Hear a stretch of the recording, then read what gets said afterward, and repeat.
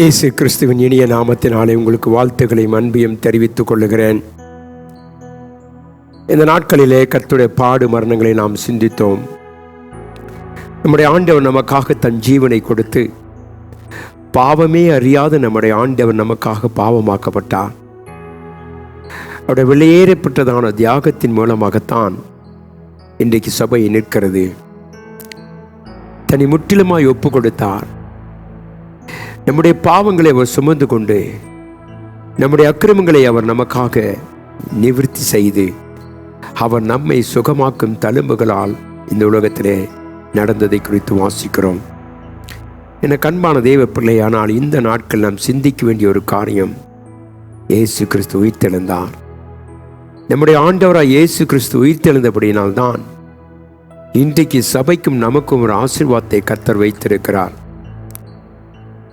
வேதத்திலிருந்து ஒரு வசனத்தை நாம் தியானிப்போமானால், யோபு எழுதின புஸ்தகம் 19ஆம் அதிகாரம் 25வது வசனத்தை வாசிக்கும் பொழுது, என் மீட்பர் உயிரோடு இருக்கிறார் என்றும் அவர் கடைசி நாளில் பூமியின் மேல் நிற்பார் என்றும் நான் அறிந்திருக்கிறேன். என அன்பான தெய்வ பிள்ளையே, நம்முடைய ஆண்டவர் உயிரோடு இருக்கிறார்.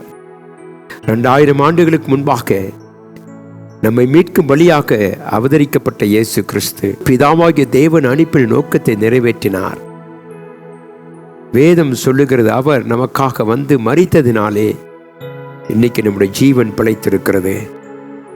கர்த்தராகிய இயேசு கிறிஸ்துவை ஏற்றுக்கொண்டவர்களுக்குள்ளே அவர் ஜீவிக்கிறார். என அன்பான தேவ பிள்ளையே, இன்றைக்கு ஆண்டவர் எங்கே இருக்கிறார்? வேதம் சொல்லுகிறது, இயேசு உங்களோடு கூட இருக்கிறார்.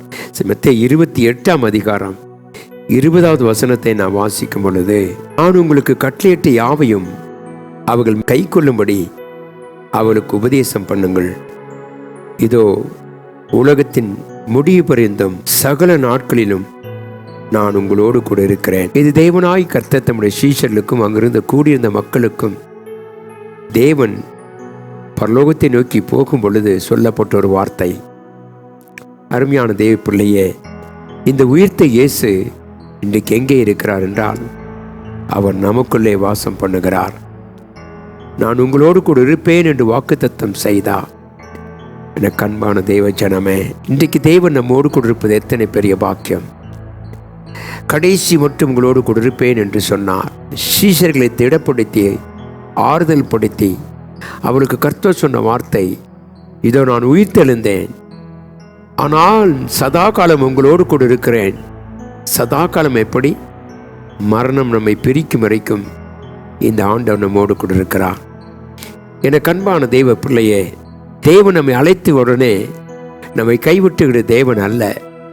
நம்மை அழைத்தது மாத்திரமல்ல, நம்முடைய பேரை பெருமைப்படுத்துவது மாத்திரமல்ல, எந்த சூழ்நிலையிலும் உன்னை கர்த்தர் கைவிடுவதில்லை. முடிவு பரியந்த முன்னோடு கூட நான் இருப்பேன், நீங்கள் பயப்படாதுங்கள் என்று சொன்னார்.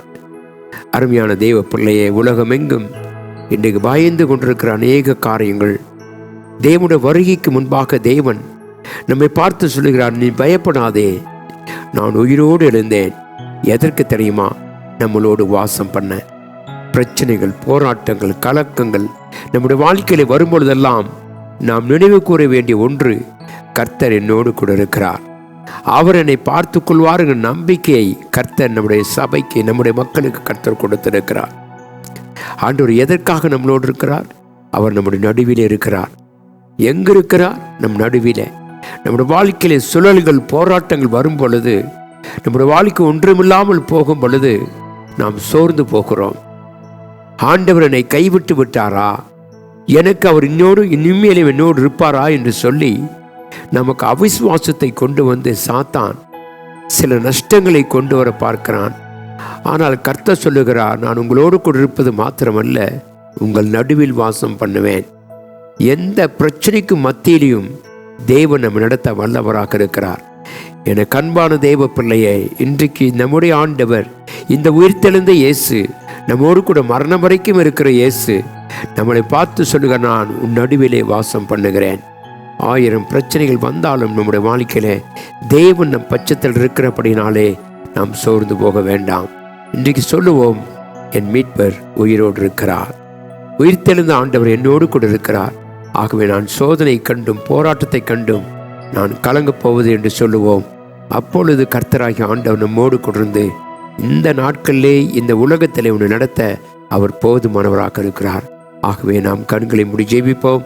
கர்த்தர் கொடுத்த புதிய கிருபைக்கா எங்கள் கிருபையும் இரக்கமும் அன்பும் நல்ல ஆண்டவரே, கர்த்தாவே நீர் உயிர்த்தெழுந்தீர் என்ற சத்தம் எங்கும் கேட்கிறது ஐயா. இன்றைக்கு கூட எங்கள் வாழ்க்கையில் செய்தியை கேட்டுக்கொண்ட ஒவ்வொரு பிள்ளைகளுக்கும் நீர் உயிர்த்தெழுந்த வல்லமையை கொடுத்ததுக்காக ஸ்தோத்திரம் ஆண்டவரே. எங்கள் ஜீவனமோடு கூட மறைந்திருக்கிறது ஐயா. நாங்கள் அநேகருக்கு கர்த்தாவே நீர் உயிர்த்தெழுந்தவராக இருக்கிறேன் என்பதை நாங்கள் அறிவிக்க எங்களுக்கு உதவி ஜெபிக்கிறேன். எங்களுடைய எல்லா தவறுகளையும் மன்னித்து எங்கள் பாவங்களை எல்லாம் நீர் சிலுவையிலே சுமந்து கொண்டு எங்களுக்கு விடுதலை கொடுத்ததுக்காக ஸ்தோத்திரம். ஆசீர்வதியும் கனப்படுத்தும் இயேசுவின் நாமத்தில் ஜெபிக்கிறேன் அன்பின் நல்ல பிதாவே, ஆமென். தேவன் தாமே நம்மை ஆசீர்வதிப்பாராக, ஆமென்.